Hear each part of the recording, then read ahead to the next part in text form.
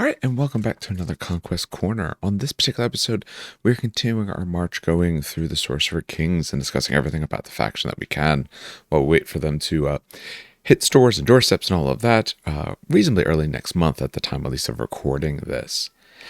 So, previously did the characters, did the rituals, and I did the contents related to the starter box itself. So talked about all the regiments in there. What I want to do for this video is I want to talk about essentially what we're calling the second wave.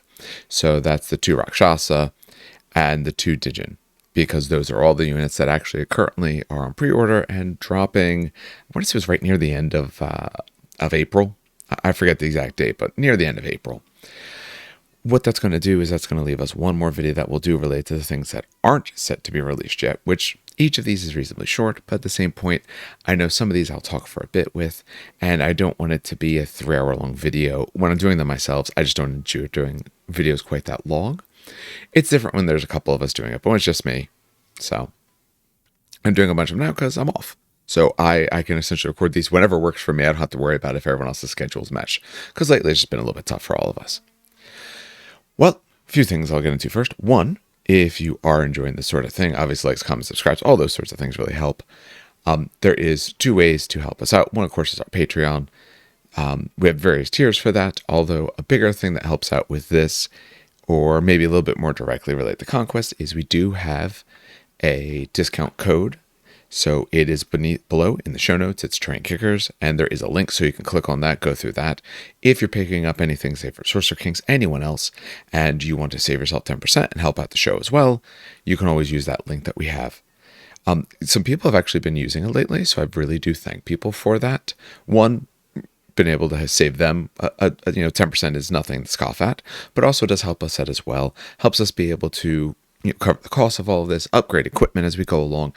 Like I said, hopefully recording some battle reports with both these and some other things, hopefully pretty soon. I know we have a tournament coming up in a few weeks, so I do want to record those out. Won't quite have these in. Actually, these might be in hand by then.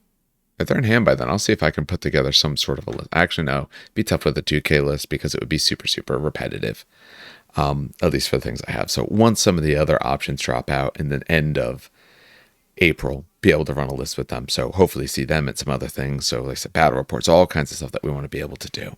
And using the code helps you guys and helps us be able to do those things as well. All right, so let's get into the video proper. Now, like I said, for this video, goal is to talk through what I'm calling the second wave of units. So the part 3, it should be part 4. The part 3 video went through the 2 Ifrit, the ghouls, and the Rakshasa. So for this one, we're going to talk up to the Rakshasa and the Djinn units. And we're going to start with maybe what you might consider the more interesting units, but overall probably easier to talk about. Now, the reason I mentioned them as sort of a little bit easier to talk about is because they're reasonably straightforward for what they do. Your characters can't go in them at all. Remember that there is one upgrade that allows your characters to be able to sit in with your brute units. Of course, it's escaping my mind exactly the name of it. Bound to the Elements. Yes, Bound to Elements lets you do that. No, yes. All right. So yes, you have those sort of things, and there's a bigger discussion about Ifrits and Djinn about which one do you take, the pluses and minuses related to them. So I want to go through what I feel is a little easier first. So we're going to talk about the 2 types of Rakshasa that you have. You have the Sorcerer and the Ravenar. The Sorcerer is your character / infantry destroyer. It does a good job against, let me put it this way. Both of them do a good job against the thing they're not designed for. However, they're a little bit better against the thing they're designed for. The Sorcerer is better against infantry, especially characters, so characters in infantry, but character type units, although it could be a character brute unit and all that still works fine. The other one is the Ravenar, and your Ravenar is your monster hunter. So let's talk about the way they're the same, then we'll talk about the way their differences. So they're both monsters, they're both heavy. The Sorcerer is 260, the Ravenar is 240, so difference 20 points between those two. Stat-wise, they're entirely identical, except for the number of attacks. The Sorcerer, the character hunter, has 4 additional attacks beyond the Ravenar, the monster hunter. So the Ravenar is 11 attacks, the Bakasura is 15 attacks. Otherwise, they're both move 7. They're both sitting at a base clash of 3. They have a volley one, but they don't shoot, so who cares? Both sitting at 16 wounds, so the heavy monster amount of wounds. Both resolve 3, defense 3, with a 1 evade. Both are aura death 5, so both have that base number, which is really nice. So if they're stuck in with someone that could hurt them, maybe you can get a few extra wounds onto them, maybe take down a stand so these guys survive a little bit easier. They're both born of flame, so they both can be healed if there is a fire spell cast on them. They're both elementals, so remember, for an elemental, if the card that went right before you in the stack was a ritual, then you get an extra action. However, you are restricted to the normal way that actions work, so the normal limits. You may only fight once, charge once, all those sorts of things. So you may move extra, so what's really nice about that, neither of these guys have Unstoppable, and we'll talk about a way maybe they can get it, but neither of them have Unstoppable. Actually, sorry, there's a couple ways they can get it, potentially. Neither have Unstoppable, so you could move, charge, and still assault if you ended up doing an elemental card right before this. They both have impact. They are both impact 5. I want to check if they're both the same. Neither have brutal impact, so you're just doing for base damage. Both are terrifying 1. Both have last word. So last word is what happens when they get destroyed. We talked last time how the Ifrit essentially max out a ritual card when they get destroyed. What these do is you target an enemy unit that's within 8 inches of one of your character stands or a wizard regiment, and that enemy takes 8 auto hits. No resolve, but 8 auto hits. If you have characters near the unit that took them down, you can get 8 additional hits onto that unit. So good. I mean, getting a bonus for when it goes down fits this sort of elite, not many units army, and the strength coming from your character sort of build that they kind of talked about them wanting to go with. All right. They both have so that covers most of their rules. The other rule they have is they both have a rule that does a very similar thing, but for the 2 different sides. So each of them will get +3 to their charge distance on their selected targets. So the Bakasura will get +3 to charge if your unit has a character in it. Remember, that works in infantry brutes wherever a character is, but if you have a character in the unit. The Ravenar gets it versus monsters. So the ones for characters, others for monsters. For the Ravenar, for its extra bonus, it gets Fiend Hunter. So if you're going against monsters or brutes, as it says, you get to reroll your hits. So you essentially get Flurry versus monsters and brutes. For the Bakasura, so the character hunter, in that rule of arrogance, that's the rule that's giving it that +3 to charge. The extra part in there is that the Bakasura can challenge. So it can do dual actions like a character would. And specifically, if the opponent refuses that duel, you gain Flurry. Keep in mind also, when you refuse duels now, you do take some minuses. Here we go. I paused the video briefly so I could pull up the page where they talk about what happens if you refuse duels, because this is important to know. So if they decline the duel, until the end of the round, that particular regiment, stands in the regiment cannot seize objective zones, even if the rule would have normally allowed them to. So you count for no objectives. You use your lowest resolve instead of being allowed to generally use your highest. Cannot be inspired. You reroll successful resolve tests of 1. And you can't decline another duel for the rest of that round. So refusing a duel is big. If you were on an objective with a bunch of stands and the Bakasura standing there, you lose your ability to take the objective zone. You're not going to be inspired, or you can't be inspired, I should say. So if it was fighting you first, then when you go, your lesser stats, you're rerolling resolves of 1. This thing is terrifying, so you're more likely to be on much lower numbers to be able to succeed. And now you're going to be losing between, realistically, a half to a third of your results, because you're probably on resolve 2 or maybe a 3. Especially really bad if you end up getting to resolve 1, because you reroll every single thing that passes, so you're pretty much failing everything he hurt you for. And this is the guy with the more attacks. He's the 15 attacks. Right? Is he 15? I haven't stared at him quite enough. Yeah, he's 15. And you can't decline another duel. So if they decline it, then they count as having declined a duel and you have flurry. If they accept it and you destroy them, their character is gone. And if that character was the warlord, you get a victory point. One victory point is a nice little cherry on top of the pie. Most of these games, I find the victory points get rather high, but it's something. So being able to go in, take down characters, in terms of when we think of duels, duels in general are much less deadly than they used to be because you can't take all these retinues and all. You are lacking taking all of the buffs that you used to be able to stack on. Now, you still get some of them because you have, masteries or artifacts or whatever your faction may call it. And you have maybe some other abilities. But generally, you're not nearly as strong in duels as you used to be, unless maybe you're, say, a Nord character. But everyone else, quite a bit less. Well, this guy is 15 attacks on, say, 3s, because he's not going to inspire and do this, let's say. So 15 attacks on 3s, so you're looking at 7 to 8 of them. You're looking at cleave 1.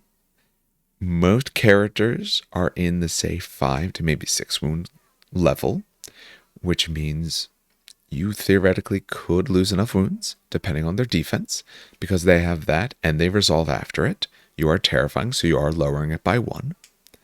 Otherwise, if they refuse it, you're looking at 3 ups, so you're looking at 50-50. Rerolling, so you're looking at a lot more like 10 to 11 or maybe even a little bit more if you spike a little more hits into the unit at cleave 1, at terrifying 1. This thing can absolutely carve through, like I said, more of I'm thinking in terms of infantry. Obviously, you could have something like, Avatar with a lineage highborn in it, so you could have brute units with characters.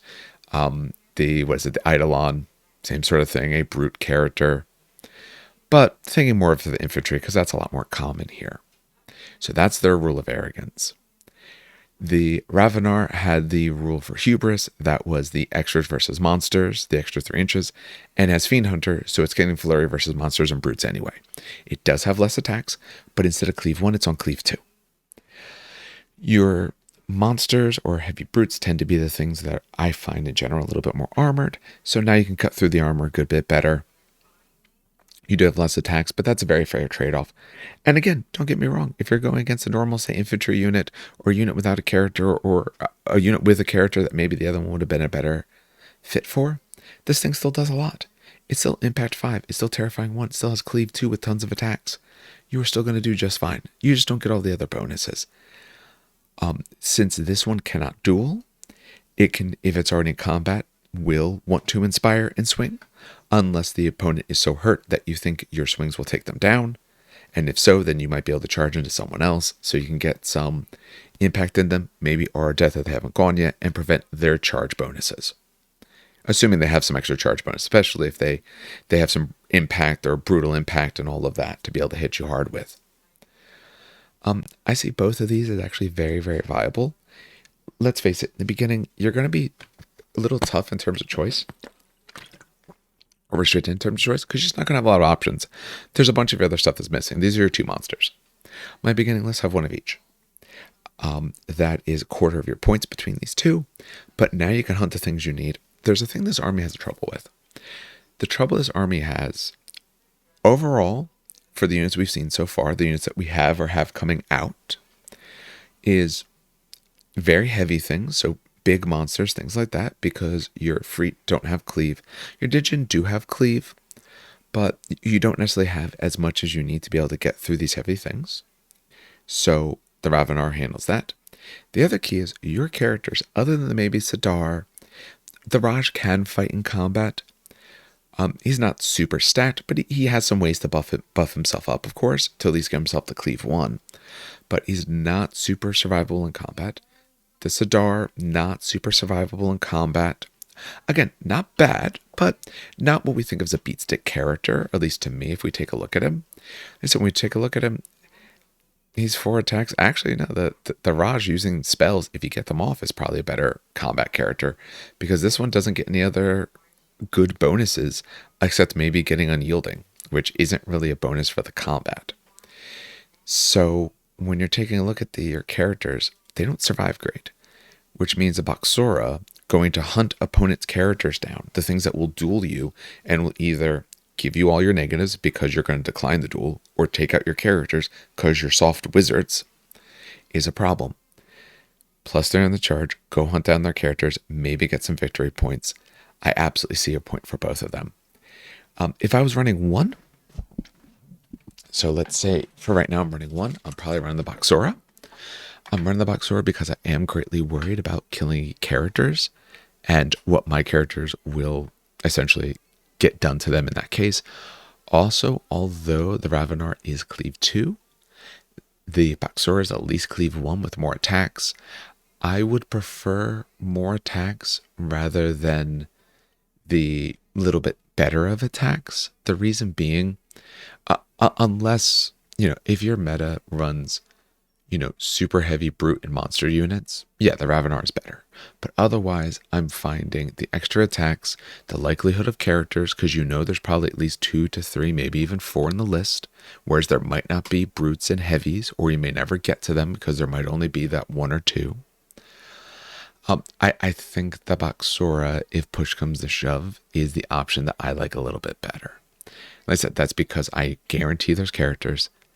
I like the ability to challenge, because if you decline it, I'm getting flurry, I'm cutting through your units, and there's not much other difference between them. So for utility, the Boxora I like better. Personally, I like both. And personally, in the beginning at least, I might run one of each. Because like I said, one, there's a bunch of other monsters missing, so I don't really have other choices. But otherwise, I do think they both stand a place, and I do actually think both of them can fit very nicely in a list, even when you have all the rest of your stuff out. So that is the two biggest units here. I like the Boxora a little bit more, but I can see an argument for either of them, and I don't think either of them is going to be leading you astray. If anyone disagrees, please let me know in the comments. I absolutely believe, if anyone does, it's that cleave 2 on the 11 attacks instead. Like I said, I would just prefer the little bit more, and I love the idea of it challenging. So that's 2 out of the 4. All right, and now back to the other 2 units that we are going to be talking about for this particular video, and these are the Steelheart as well as the Windborn Djinn. So the way I'm going to go through this, we're going to talk about both of them as is. We'll talk about them compared to each other, because again, it's a dual kit. Which one do you want to build? But the other bigger part is to compare it to the Ifrit that you have, because that's really, I think, the choice overall of what you're taking a look at. So for the Djinn, they're both 190 points, depending on whichever way you run these particular brutes. They're medium, of course. Stat-wise, very, very similar. They're both 4 attacks. They're both 5 wounds, 3 resolve, 3 defense, 1 evade, move 7 in both cases. So they're 1 faster than the Ifrits were. The difference is the shooting Djinn are volley 2 with clash 2. The non-shooting, the close combat Steelheart Djinn are volley 1, clash 3. So it makes sense. The ones that actually want to shoot better. The ones that want to hit in close combat better.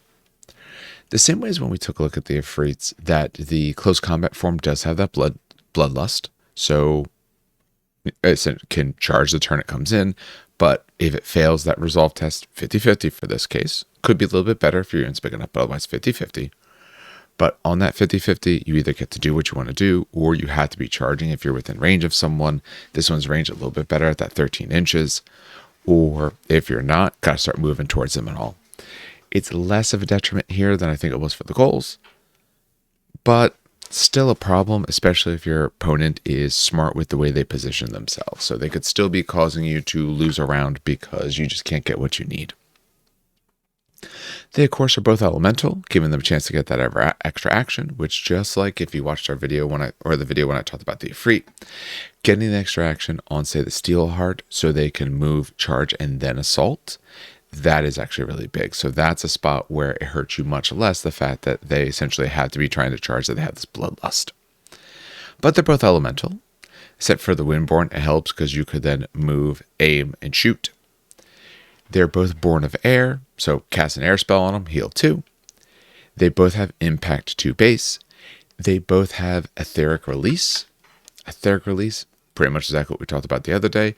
When they're destroyed, you take a look at something that one of your ritual markers that's accumulating tokens, but related to air, and boom, finishes it up. So the Ifrit had it for fire, they have it for air. Makes sense. They both also have the same way that the Ifrit did, a rule that means if you were from the shooting unit, targeted, or in the close combat unit, touching that unit, then the opponent that meets that criteria you have one extra success versus them when you cast a spell. So for the Windborn who are shooting, if the opponent was targeted, when you use a air spell, +1 auto success. For the Steelheart, the close combat, if you're locked in combat with them, cast a air spell on the opponent, +1 to the successes. So base rules, very, very similar to those sorts of things. Let's start with the Windborn, I think, first. Their difference, of course, is that they have a firing attack. So it's 20 inches, barrage 3, so 3 shots each. You do have a leader model, so your other one gets 4. Get into half range. 10 inches is a decent half range. Now you're getting an extra shot for everyone. Armor piercing 1. So you do now have some very good range and actually be able to actually cut through some armor, which is pretty nice. For the Steelheart, like I said, they do have the Bloodlust. The other key feature that they have is they have Cleave 2. So remember before I said for the Rakshasa, the Ravenar was good, but I wasn't quite as worried because the Steelheart could potentially serve that purpose with that Cleave 2 if that was the reason I was taking him. If I'm taking for monster hunting, cool. If I'm taking for Cleave 2, there are some other ways to get some of this Cleave that you may want. The other thing I should mention, the Steelheart are 10 extra points per stand than the Windborn. Windborn are 60 per extra, Steelheart are 70 per extra. So that's a little bit of what we see here. Obviously, it makes sense that depending on what needs you're wanting to fill, which one you take. Now, I want to first compare them. Let's compare them to each other first. Which one do I take out of these two? For these, depends. So obviously, it depends on the list. My first one. So let's say I only have one set. If I only have one set, I'm probably building the Windborn first because so far I really don't have shooting. One thing you're going to notice, unlike some of the other factions with their spells, the spells that these armies have, they're not necessarily as damaging across the board. You do have some damaging spells, but it's not like everyone casts damaging spells. We already took out the Raj, really helps himself. Your Sorcerer has other spells and they can do some good stuff. Your Mahardin absolutely has some combat spells in the fire domain at least. I know it has some in air as well, but you don't do tons of damage from your spells. It's not that I recall. Again, I went through these, but there's so many. So if you're looking at fire, you get some hits per shot. Pretty good. If you're within someone, if you're touching an enemy that's fire-based, hey, 3 additional. That's the only damaging spell there. I know for this one's lightning bolts. Yeah, you take damage 1 per success, but if you're in contact with someone born of air, you take it related to your defense stat. So there's some ways to hurt people. Sorcerer. I don't know what the Sorcerer did. Nope. No direct damage spells. No direct damage spells either. And I know the Raj doesn't have direct damage spells either. So when you're taking a look at these two, pull them back up again. You don't have a lot of direct damage spells that you're going to do, which means that your ability to hurt people at range, at least until the archers come out, is pretty limited. So I do like the Windborn for that. At 20 inches, these guys are medium. So if I get them turn 2, I potentially do have a chance, depending on the way in which you pushed. If I try to go with these guys last and your opponent is pushing up the board, I could actually reach them. Your 7 move with a 20-inch weapon, so that's 27 inches. That's over half the board. So if they've gotten to about the halfway board mark, you can absolutely hit them. If not, if you happen to come in turn 3, you have great options. Also, if you're coming in turn 3, there's a chance you have a ritual go off. You could have the ritual go right before them so they can move, aim, and then fire. So that way they're hitting a little bit better numbers. The 2's a little bit rough, but with 20 inches after the turn of moving, from then on out, you should essentially be able to aim and shoot. So 50-50, much better. Again, not many shots, but a good quality shot with that AP of 1. My first list, I'm probably building it that way because I did say last time, I'm probably building the sword dancers for my Ifrit. These guys have some good bonuses, especially being cleave 2 instead, but that's just what I felt that box needed, so I'd probably build the Windborn to start with. From there, though, I'm probably going to do a little bit of both. For the way I always do this, I usually try to get what could be 2 legal units of each, so essentially 2 sets, so 6 stands of Steelheart, 6 stands of Windborn. The Windborn, I would be fine with running them as a 3-pack. They're more of a harasser. That little light unit or that unit that's just enough armor, I can start plinking some damage off of them so that way one of my other units hits them. I have a better shot at it. Steelheart, I'd run it bigger. I'd be running them at 4, maybe even 5, because I want enough of them to survive. Especially with the fact they have Bloodlust, they might get kind of pulled around a little bit. Now, a few things you can do for each of these, as well as let's do this in a little bit different comparison. Let's compare the 2 close combat, essentially, types that we have for the Ifrit and the Djinn. I said the Ifrit are a little slower. Clash looks the same, but they have more attack. So the Steelheart have better attack because it's cleave 2 instead, but they have much less. So you are fitting a different purpose. The Steelheart are much better if someone actually has a better armor save, obviously, although you have much less, so you're looking much more for quality rather than quantity. Otherwise, they are actually very, very similar. The Ifrit have the extra impact. Saves are exactly the same. Amount of wounds are exactly the same. Base cost, notice the Steelheart are much more expensive. 20 extra per. Now you're talking about a difference of price. So they're starting 20 points more than the Ifrit. And they're 20 points extra. I can now really start after going, I can get about 5 stands of Ifrit for the cost of about 4 stands of Steelheart. All right. Not being able to cleave, having that many more attacks, having so much more damage potential, really now does start to even out. Evens out quite a bit, I think. Part of this is obviously going to be what type of unit do you need? Do you need more Born of Flame or Born of Air? That is obviously a consideration, but I think it's a little bit early for me to really make those sort of considerations. So for me personally, the fact that this is, since I really like the monsters and I want to run them and they're expensive, I see the Ifrit as being the option I'll run a little bit more. The Sword Dancers, the Steelheart are very, very good, but they're just more expensive. I need bodies. You can't win if you don't have models. So I want to have more models, and I do think the Ifrit serve that better. Now, they both have Bloodlust. We saw before that the Sorcerer does have a way to remove that. Remove it or just give them, was it fire? No, was it air? No, that's the reform. There, no, sorry, it doesn't take away the Bloodlust. That's my apologies. What it does, Court of Air, Tailwind, gives you Unstoppable. So that lets you reroll. And it does make the, if you target yourself, you target an enemy, the enemy has to reroll charges. But you can give yourself Unstoppable to get some rerolls on your charges.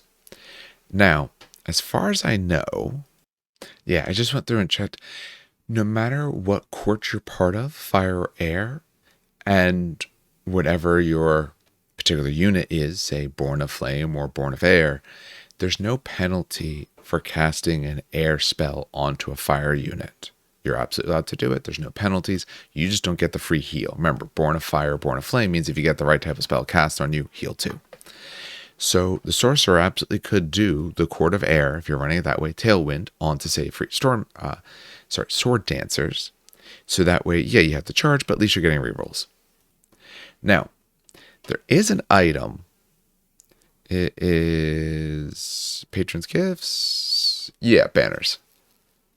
It is Elemental Dominance. Yeah. Target a friendly regiment with the Elemental Special Rule within 14 loses a Bloodlust Special Rule and gains Unstoppable. So they have Bloodlust and gaining that Unstoppable. So you could absolutely remove it, and this is another way to give them to us. I didn't mention this last time. I just I was talking about banners briefly, but I just didn't think of it. Mostly because that wasn't the main concern I had for what my Raj was trying to take. But if you are worried about the bloodlust, you could take this banner on someone, and within 14, you could target the unit that you don't want to have it. If you have multiples, more than one will have it. But for that unit that opponent just set at that wrong distance, so you can do some other actions, you can absolutely use this as well. Where thoughts related to that go, though, as well, like when we're talking about the Rakshasa, that says by wording, you lose this and gain that. Lose bloodlust, gain unstoppable. Rakshasa don't have unstoppable, but they also don't have bloodlust. By wording currently, and I checked, I didn't see otherwise. By wording currently, I would say yes, you could still cast it on them. They lose bloodlust. Well, I don't have it to lose, but that's fine. And they gain unstoppable. It's not then.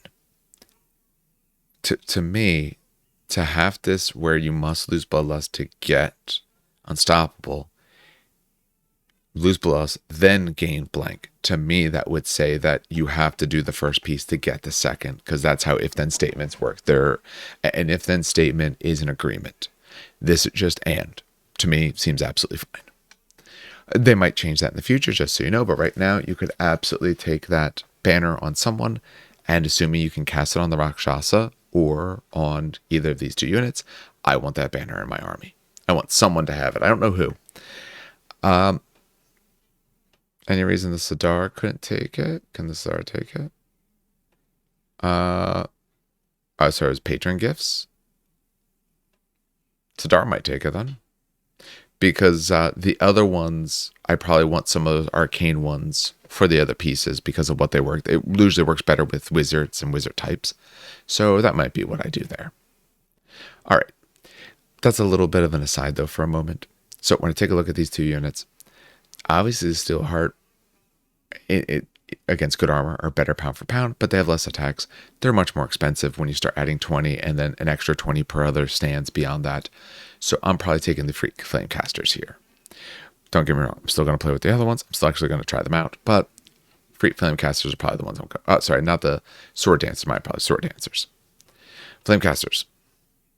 Flame Casters and the Windborn.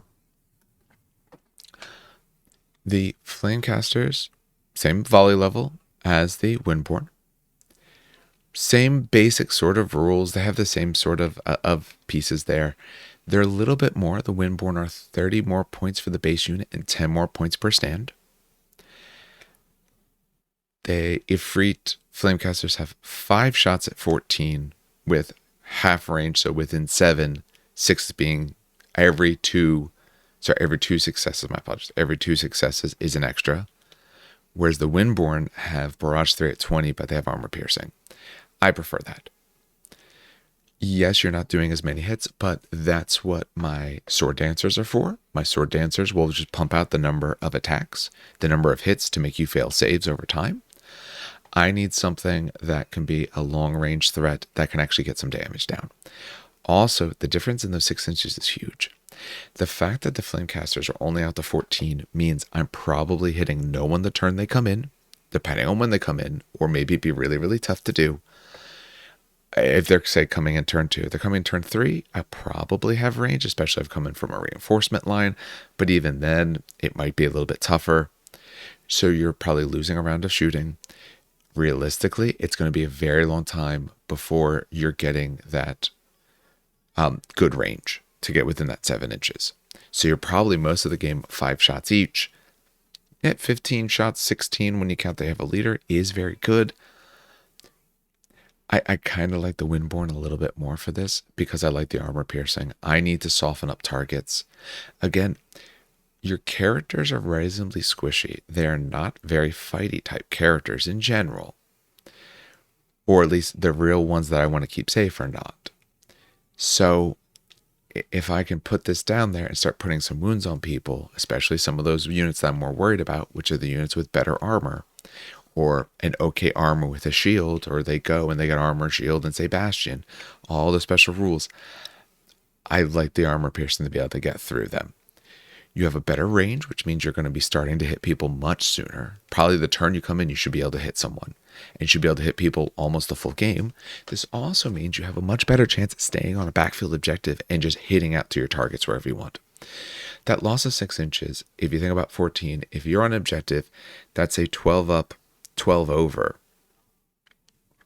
So from there, you're essentially 12 up. You're now looking at 14. So you're looking about 26. So off of that 12 and 12, you have a 14 bubble. So you're about 26, 26. And we could do the angles through. But you have this nice little bubble there. There's still a lot of board outside of that bubble, though. You're only looking at about half of the board in terms of, or realistically from that point, a little over, not over a quarter, under a half, but there's a whole nother side to the board that you're not really going to reach.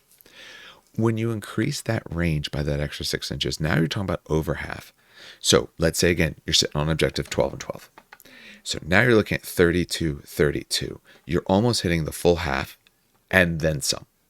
So now anyone sitting on the middle objective is obviously close enough. They're not going to be able to avoid.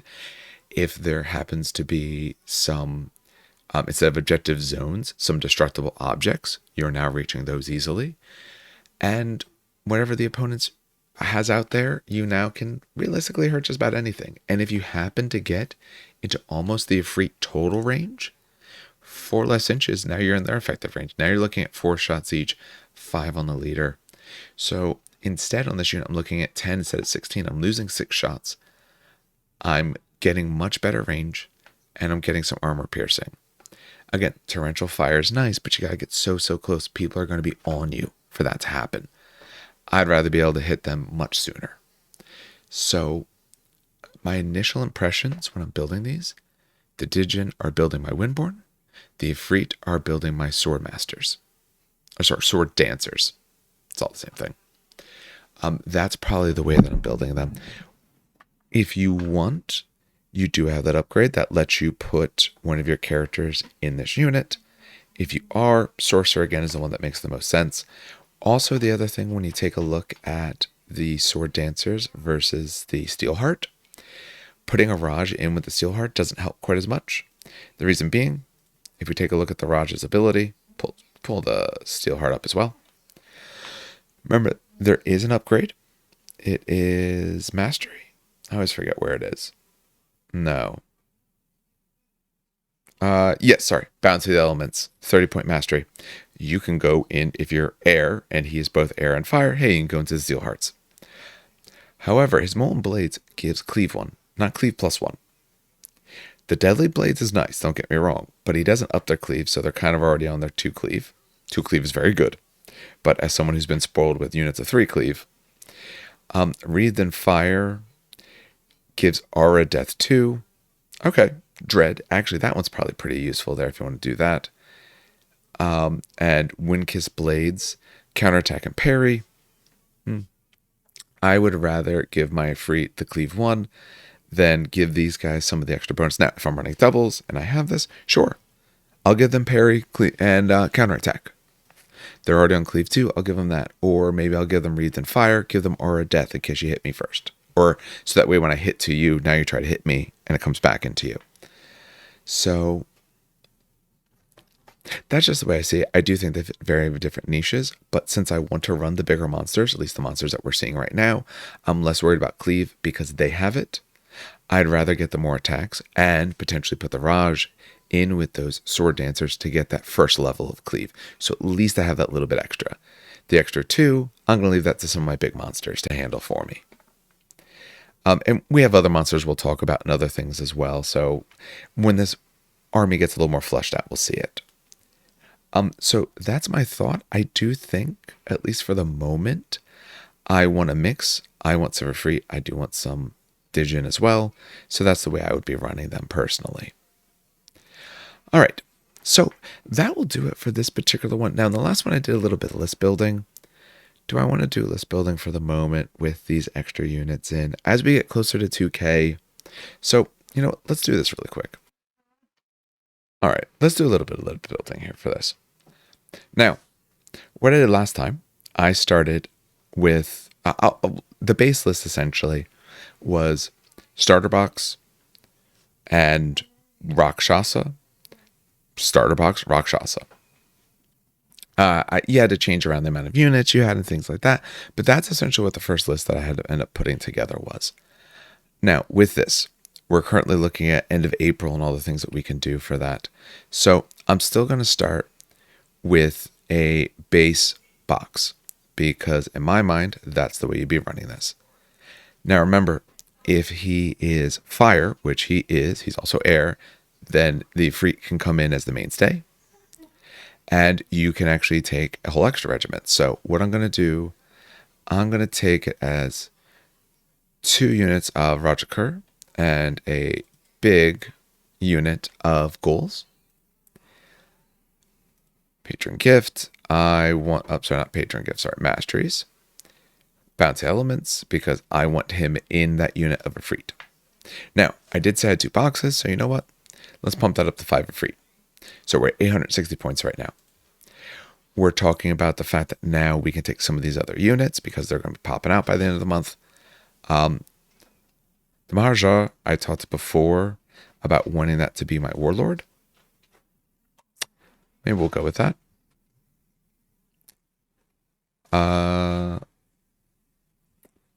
Let's assume we only bought 1 box. So if we're assuming 1 box. Oh, no, I bumped those guys up. I was making an assumption of 2.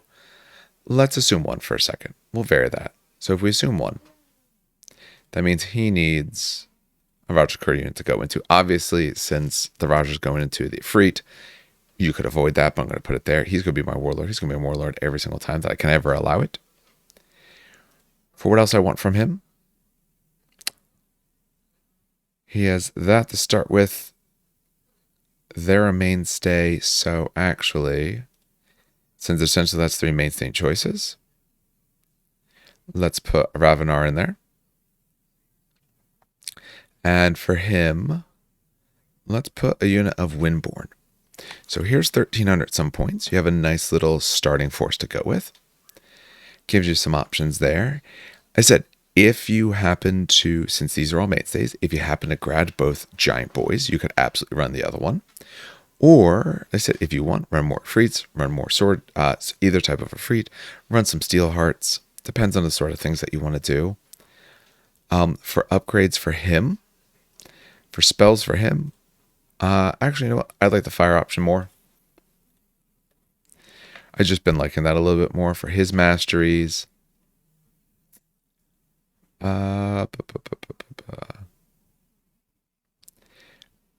Without the rule that without them being able, without elemental being able to heal is pretty good. Get extra victory points. Not as worried about that. Gives unyielding. Nope. Princess Setting Moon. I can use that Magiker to be able to heal them up to make sure they can keep grabbing objectives. Best money can buy. I was putting probably on him. If I can. You can. So since you can, best money can buy. Keep in mind, best money can buy gives them hardened 1. So I like that on those sort of flame casters. From where I would take this list from here, again, just looking at units that are out. I said, obviously in my mind, I'm thinking about potentially, okay, I want more Efreet. Whether I build them 2 different types or only 1 type, I want more Efreet. You're going to need more Rakshasa because for the moment, that's what your characters go in, at least until archers come out. I don't know so much about the more ghouls, but I don't think it's bad to have more of them. So me personally, I'm probably going with 2 sets of this stuff, which means I'm going to up these by 2. I could now add, maybe to flesh it all out, Sorcerer. Sorcerer will have its own unit of Rakshasa. I could pump those Rakshasa to 4 stands a pop for all of them. So that we have a little bit extra survivability. Now I'm sitting on 5 stands. Pretty good. Good way to grab objectives. Enough to be able to survive out for a while. That means effectively they need to kill you out to actually be able to remove you, because they need to take 3 stands to break you and then 2 more stands to shatter you, which is the same as just losing everything anyway. Little 4 bricks actually with characters is one and the same, but 4 to 5 is actually still pretty good. We're 1820.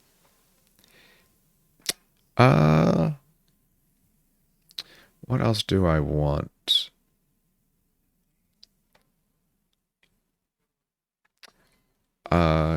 can I put him in? He's 80 above.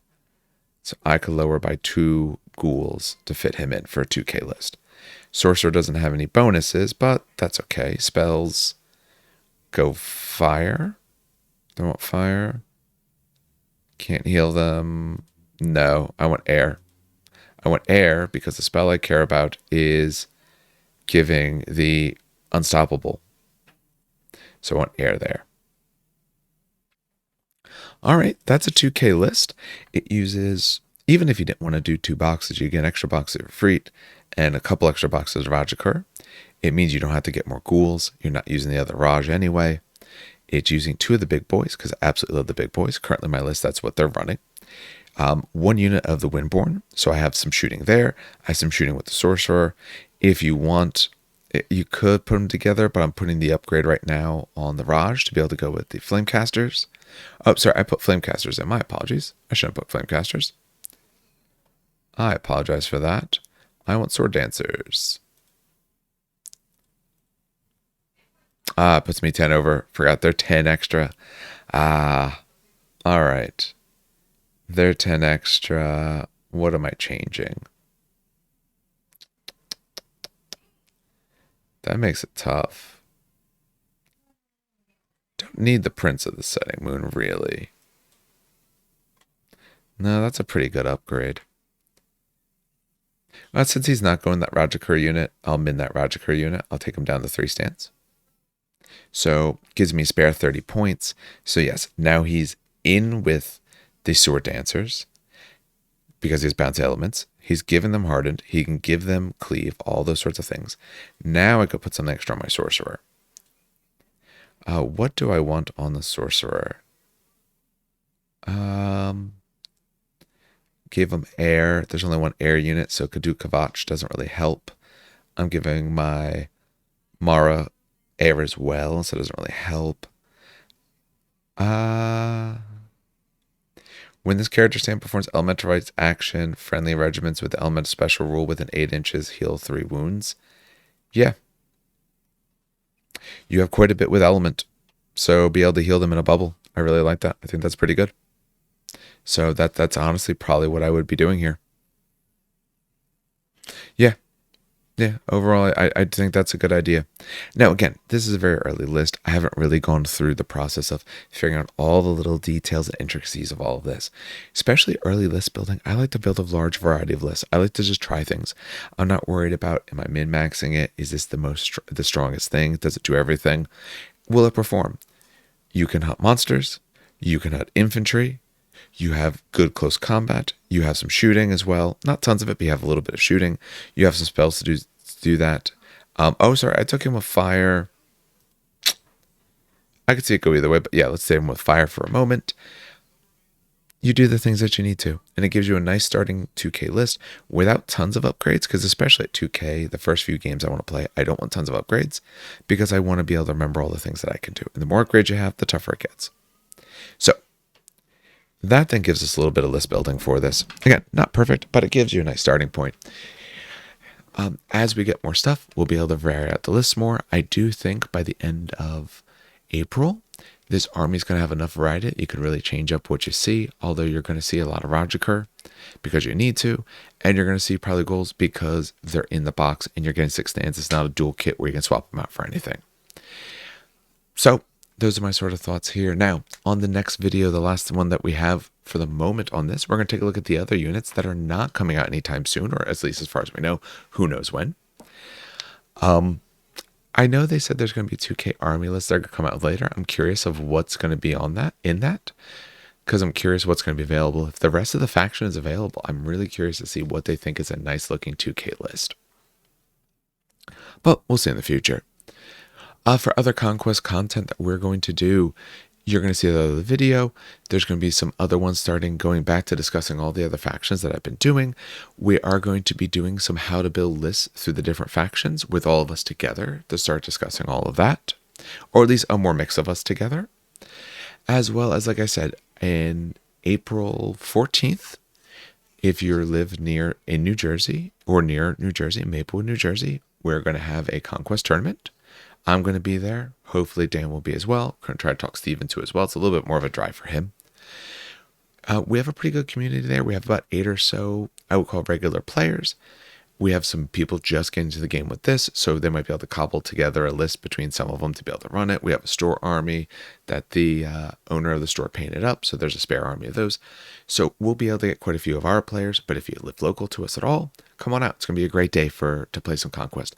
And I will be recording the games out of that, so we'll have at least some battle reports related to those, as well as some extra battle reports hopefully coming out in the not too distant future.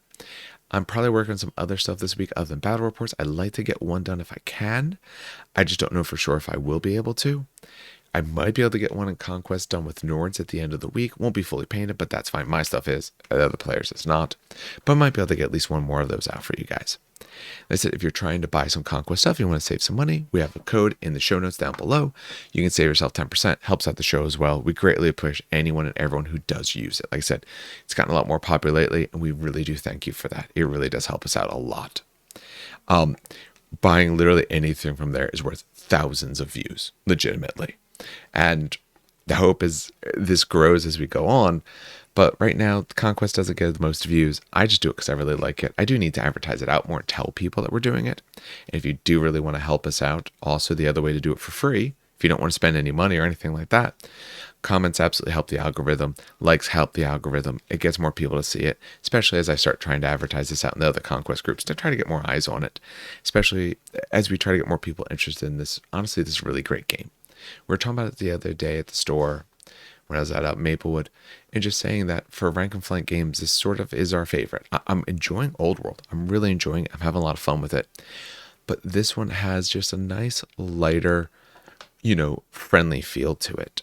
Not that Old World isn't friendly, but the rules, especially when you just look at wheeling, charging, well, you got to count the wheel in that game. Here you don't. Just turn enough. Hey, you made the distance? We measured it? Yeah, you're good. Wheel coming on in. Where there, it's a lot more grainy. And nothing wrong with that. There's good cases for that. But on like a Sunday afternoon, if I'm going to play a game, I want to play this. Because this is going to feel a little bit more lighter. It's going to have that nice back and forth sort of feel. A little bit more beer pretzels to me. Where fantasy has a little bit more of, I kind of need to feel I need to be exact with it. Because there's a lot more tiny details there. It just feels more granular to me at least. But that belabors enough of these points overall. So, on behalf of everyone here at the show, has a good hobby. It's a great gaming.